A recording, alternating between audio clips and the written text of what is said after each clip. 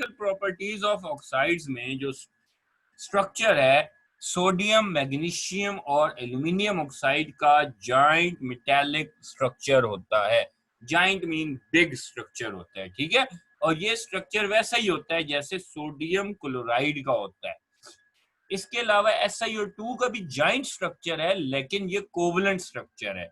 Silica का जो structure है जिसमें एक सिलिकॉन 4 ऑक्सीजन से कोवलेंट बॉन्डेड से कनेक्टेड होता है, लेकिन इसका जो एम्पिरिकल फार्मूला बनता है वो SiO2 बनता है और सिंगल कोवलेंट बॉन्ड होते हैं। Molecular oxide P4O6, P4O10, SO3, SO2, Cl2, 7, ये एक सिंपल मॉलिक्यूलर ऑक्साइड होते हैं, छोटे मॉलिक्यूल्स होते हैं और इनकी शेप वेरी करती है, जो हम आगे स्टडी करेंगे। Melting and boiling point. अब पहले हमने पढ़ा था पीरियड 3 के मेल्टिंग और बॉइलिंग पॉइंट के बारे में, अब पीरियड 3 के ऑक्साइड की पढ़ रहे हैं, Na2O, MgO, Al2O3। अब इनमें इनका मेल्टिंग और बॉइलिंग पॉइंट, ये जो जॉइंट स्ट्रक्चर वाले हैं, sodium oxide, magnesium oxide, aluminium oxide और सिलिकॉन डाइऑक्साइड, इनका मेल्टिंग बॉइलिंग पॉइंट हाई होता है। मॉलिक्यूलर ऑक्साइड P4O6, P4O10, ये कोवलेंट कंपाउंड्स हैं मॉलिक्यूलर वाले, मॉलिक्यूल फॉर्म में इनका जो मेल्टिंग बॉइलिंग पॉइंट है कंपैरेटिवली लो होता है। इसकी जो रीजन यहाँ नीचे दी हुई है इटैलिक फॉर्म में, ये डिपेंड करता है, मॉलिक्यूलर ऑक्साइड का जो मेल्टिंग बॉइलिंग पॉइंट है वो डिपेंड करता है शेप पे, इंटरमॉलिक्यूलर फोर्सेस पे, साइज पे और पोलैरिटी पे। ये सारे फैक्टर्स मिलके डिसाइड करते हैं कि उसका मेल्टिंग बॉइलिंग पॉइंट हाई होगा या लो। इलेक्ट्रिकल कंडक्टिविटी, मैंने आपको पहले भी समझाया है कि बिजली जब किसी भी चीज से गुजरती है तो मोस्टली, यूजुअली, ऑलवेज उसकी सिर्फ दो रीजंस होती हैं, या उसमें फ्री इलेक्ट्रॉन्स मौजूद होंगे जिन्हें मोबाइल इलेक्ट्रॉन्स भी कहते हैं, डीलोकलाइज भी कहते हैं, या उसमें आयंस मौजूद होते हैं। तो यहाँ आप देखें इलेक्ट्रिकल कंडक्टिविटी में लिखता है नन ऑफ दीज ऑक्साइड, यानी कि तमाम के तमाम ऑक्साइड्स में फ्री या मोबाइल इलेक्ट्रॉन नहीं होते। इसका मतलब है Na2O, MgO, Al2O3, SiO2, P4O6 वगैरह वगैरह, ये सारे इंसुलेटर हैं। दूसरा पॉइंट है आयोनिक ऑक्साइड, यानी कि पहले तीन, सोडियम, मैग्नीशियम और aluminium oxide, undergo electrolysis when they are molten. आपको ये बात बखूबी पता है कि आयोनिक कंपाउंड मोल्टन फॉर्म में या एक्वस फॉर्म में बिजली के कंडक्टर होते हैं, ठीक है। पहली स्लाइड में किसी को कोई इश्यू है तो बताएं जी बेटा। जी बच्चों, हारून। जी सर, अस्सलाम वालेकुम। वालेकुम सलाम। कुछ समझ आई? जी सर, आई है। चले हमना बेटा समझ आई? सर ये आयोनिक ऑक्साइड्स कैसे हाँ, इलेक्ट्रोलाइसिस होगी उनकी? जो आयोनिक कंपाउंड्स होते हैं अगर उनकी इलेक्ट्रोलिसिस की जाए ना, या उन्हें मेल्ट किया जाए ना जब, तो इलेक्ट्रोलिसिस के दौरान उनमें से जो आयोनिक कंपाउंड हैं वो दो फॉर्म में कंडक्टर होते हैं। कब कब? आयोनिक कंपाउंड्स दो फॉर्म में कंडक्टर होते हैं। कब कब कंडक्टर होते हैं? जब मोल्टन हो। हैं? जब मोल्टन हो और एक्वस हो, तो ये वही बात है कि वो इलेक्ट्रिसिटी के कंडक्टर हो जाते हैं। लिक्विड फॉर्म में जब किसी चीज में से करंट गुजरते हैं ना, उसको क्या बोलते हैं? इलेक्ट्रोलाइसिस बोलते हैं, ठीक है।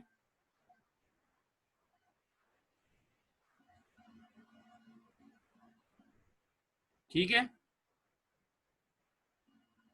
जब करंट गुजरता है ना तब उसे इलेक्ट्रोलाइसिस बोलते हैं। जब क्या होता है बेटा? जब करंट गुजरता है तब वो इलेक्ट्रोलाइसिस होते हैं।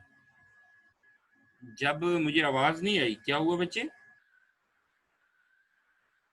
सर मैं कह रही हूँ कि जब उससे करंट गुजरता है तब उसे इलेक्ट्रोलाइसिस बोलते हैं। इलेक्ट्रिसिटी जब पास ऑन होती है ना। Okay, shapes.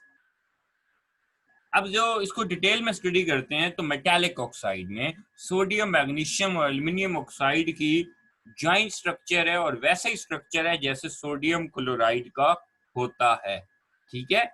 और जो कोवलेंट ऑक्साइड्स हैं उनमें पहला है सिलिकॉन ऑक्साइड। इसकी स्ट्रक्चर डायमंड जैसी होती है, शेप जो होती है वो डायमंड की शेप किससे मिलती होती है? वो उसको क्या क्या बोलते होते हैं हम, टेट्राहेड्रल शेप, ठीक है। और उसके बाद है मेरे पास मॉलिक्यूलर ऑक्साइड। मॉलिक्यूलर ऑक्साइड्स में जो पहला है, आपको पता है दो ऑक्साइड्स हैं फास्फोरस के, P4O6, P4O10। अब इन दोनों की जो शेप्स हैं ये स्टडी करनी है। आप में से कोई बताएगा कि P4O10 में फास्फोरस पे क्या चार्ज होता है, क्या वैलेंसी होती है? 5। 5 और P4O6 में 3। तो 3 सबसे पहले फास्फोरस 3 ऑक्साइड के बारे में जानते हैं। फास्फोरस 3 ऑक्साइड ये एक वाइट सॉलिड होता है। फास्फोरस 3 ऑक्साइड का फार्मूला है P4O6। मेल्टिंग पॉइंट इसका 24 है, बॉइलिंग 173 है। इसमें ये बात कहता है कि फास्फोरस 3 ऑक्साइड अपने फास्फोरस ग्रुप 5 में है, पीरियड 3 में ग्रुप 5 में। ग्रुप 5 का मतलब है उसके लास्ट शेल में 5 इलेक्ट्रॉन्स होते हैं। अब यहाँ पे वो ये कहता है कि फास्फोरस सिर्फ अपने लास्ट शेल के 3 इलेक्ट्रॉन्स को यूज करता है, बाकियों को नहीं करता, ठीक है।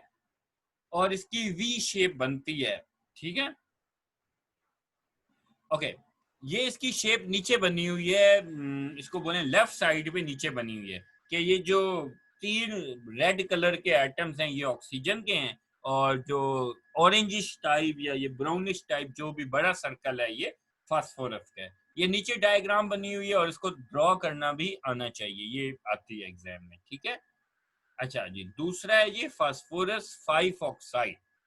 Phosphorus 5 oxide it is white solid और ये सबलाइम होता है 300 डिग्री सेंटीग्रेड, यानी कि 300 पे ये किस स्टेट से किस स्टेट में चला जाता है? फास्फोरस 5 ऑक्साइड 300 डिग्री सेंटीग्रेड पे सॉलिड से डायरेक्ट किस में चला जाता है? गैस में। गैस में, ठीक है। In this case, phosphorus uses all 5 of its outer electrons in bonding.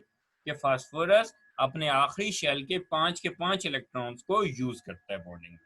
The 4। अच्छा, अब जरा इन दोनों डायग्राम्स में वो क्या बोलते हैं, तकाबली जायजा लें।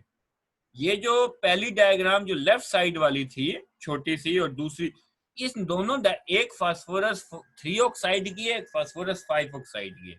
जो फास्फोरस 5 ऑक्साइड की है उसमें सिर्फ एक चीज एक्स्ट्रा है, वो क्या है कि उसमें डबल बॉन्ड ऑक्सीजन वाला एक एक्स्ट्रा आ रहा है। बाकी डायग्राम वही है, अगर आप नोट करें तो हर फास्फोरस एटम के साथ एक डबल बॉन्ड ओ आ रहा है। डायग्राम समझ आई है बच्चों? जी, फास्फोरस 3 ऑक्साइड और फास्फोरस 5 ऑक्साइड की डायग्राम समझ आई है? सर बस डबल बॉन्ड का फर्क है ना? सिर्फ डबल बॉन्ड एक्स्ट्रा है बस। और फास्फोरस ठीक है सर। P4O6 से P4O10 की शेप बन गई है, ठीक है। आगे आए जी, जी सर। आगे चलते हैं SO2 और SO3 पे। सर जी सर ये बेटा, पिछली स्लाइड में मुझे फास्फोरस 3 के पहले पॉइंट में दूसरे पॉइंट को एक दफा फिर समझा देना, मुझे समझ नहीं आया। फास्फोरस के लास्ट शेल में 5 इलेक्ट्रॉन्स होते हैं क्योंकि उसका ताल्लुक ग्रुप 5 से है, ठीक है। तो अब जी उसमें सर। वो लास्ट शेल में क्योंकि उसके 3 इलेक्ट्रॉन्स, वो कहता है कि वो अपने सिर्फ 3 इलेक्ट्रॉन यूज करता है, बाकी यूज ही नहीं करता, एक ठीक है as a sir. Lone pair छोड़ देता है। जबकि फास्फोरस 5 ऑक्साइड में वो अपने 5 के 5 इलेक्ट्रॉन बॉन्डिंग में यूज करता है, उसमें कोई लोन पेयर नहीं होता, ठीक है। ठीक है सर। अच्छा जी, ओके, आगे चलेंगे। Sulphur oxides. सल्फर में 2 कॉमन ऑक्साइड्स हैं, सल्फर डाइऑक्साइड और सल्फर ट्राइऑक्साइड, SO2 और SO3। SO2 की तरह शेप देखें और बॉन्ड एंगल कोई बता सकता है कि ये वेस्पर के मुताबिक कौन सी शेप बनती थी, AB कौन सी? इसमें 2 बॉन्ड पेयर हैं, एक लोन पेयर है, ये AB2E बनता है। इसका बॉन्ड एंगल कोई बता सकता है SO2 का? 120 से लेस, शाबाश, लेस देन 120 डिग्री। तो सल्फर डाइऑक्साइड के बारे में है, it is a colourless gas at room temperature, और इसकी चोकिंग स्मेल है, चुभने वाली किस्म की ना। और सल्फर डाइऑक्साइड में जो दूसरा पॉइंट है, sulphur uses 4 of its outer, sulphur group 6 से है। आपको नजर आ रहा है डायग्राम में कि उसमें 6 इलेक्ट्रॉन्स हैं और 2 इलेक्ट्रॉन वो यूज नहीं कर रहा फिर भी बॉन्डिंग के लिए, तो वो 4 इलेक्ट्रॉन यूज करता है बॉन्डिंग में और एक को लोन पेयर के तौर पे छोड़ देता है। एक इसकी बेंट शेप बनती है लोन पेयर की वजह से, ठीक है। Sulphur trioxide SO3, pure sulphur trioxide solid है, SO2 गैस है, SO3 सॉलिड है room temperature, low melting boiling point वाला सॉलिड है, ये अक्सर ऑब्जेक्टिव में बात आती है। और जो गैसियस सल्फर ट्राइऑक्साइड है, simple SO3 molecule with all 6 sulphur outer, यानी कि SO3 अपने लास्ट शेल के सल्फर के 6 इलेक्ट्रॉन यूज करता है बॉन्डिंग में, क्योंकि वो SO3 की डायग्राम देखें फिगर 13.12, तो सल्फर जो है उसमें हर वो ऑक्सीजन के साथ 2 बॉन्ड बना रहा है, टोटल 3 बॉन्ड है, तो 6 इलेक्ट्रॉन यूज कर रहा है। अब इसमें जो पहली डायग्राम है फिगर 13.12 ये SO3 की है, फिगर 13.13 ये S3O9 की है, जो कि सल्फर ट्राइऑक्साइड के टॉपिक का तीसरा पॉइंट है। वो क्या कहता है, the simplest form of SO3 is a trimer S3O9 where 3 SO3 molecules are joined up and arranged in a ring, कि 3 SO3 मॉलिक्यूल ज्वाइन हुए हैं और उन्होंने एक रिंग बनाई हुई है, एक रिंग स्ट्रक्चर, क्लोज स्ट्रक्चर बनाते हैं। और ये जो फिगर 13.14 है कि ये लॉन्ग चेन बन रही है, जिस तरह पॉलीमर्स की लॉन्ग चेन पढ़ते होते हैं, ठीक है। हाँ जी, अब पूछें जी, जिसका इस स्लाइड में कोई क्वेश्चन है तो।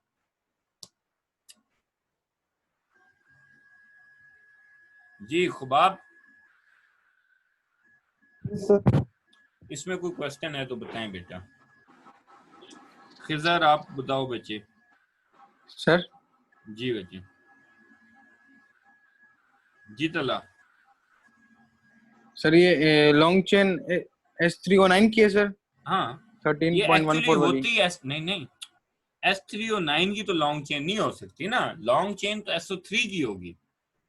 S3O9 तो S3O9 ही है ना, SO3 अनलिमिटेड, यानी बहुत सारे SO3 आपस में कनेक्ट होने लग जाए,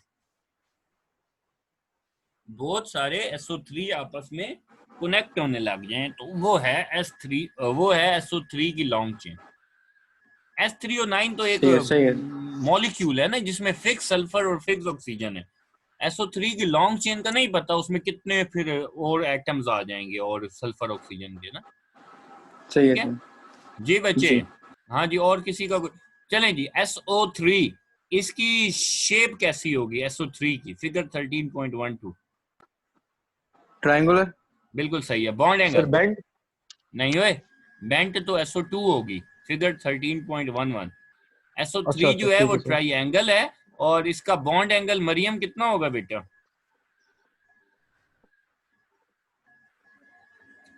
SO3 का बॉन्ड एंगल 120 डिग्री। और ये कौन सी टाइप की होगी according to VSEPR? SO3 AB3। शाबाश। चलें जी आगे चलते हैं। क्लोरीन ऑक्साइड, क्लोरीन जो है वो डिफरेंट ऑक्साइड बनाता है, क्लोरीन 1 ऑक्साइड, क्लोरीन 7 ऑक्साइड, ठीक है। और क्लोरीन ऑक्साइड में chlorine 1 oxide is the yellowish red gas, yellow red के दरमियान कलर वाली गैस है रूम टेम्परेचर पे, इसके स्मॉल मॉलिक्यूल्स हैं और ये सिर्फ क्लोरीन 1 ऑक्साइड, मतलब इस पे +1 चार्ज है, इसका मतलब है ये सिर्फ एक इलेक्ट्रॉन अपने लास्ट शेल का इस्तेमाल कर रहे हैं। क्लोरीन के लास्ट शेल में कितने इलेक्ट्रॉन होते हैं जी बता दो जिसको आता है। क्लोरीन के लास्ट शेल में कितने? 7 होते हैं। तो क्लोरीन 1 ऑक्साइड में वो सिर्फ अपना एक इलेक्ट्रॉन यूज करता है बॉन्डिंग में, ठीक है। और क्लोरीन 7 ऑक्साइड में वो 7 इलेक्ट्रॉन यूज करता है बॉन्डिंग में। अब क्लोरीन 1 ऑक्साइड की शक्ल देख लें, बेंट किस्म की शेप होगी, ठीक है। और क्लोरीन 7 ऑक्साइड की ये शेप है जो इधर ड्रॉ हुई है, और वो एक लिक्विड है। क्लोरीन 1 ऑक्साइड एक गैस है, क्लोरीन 7 ऑक्साइड लिक्विड है, ठीक है। और एक बिगर मॉलिक्यूल है उससे,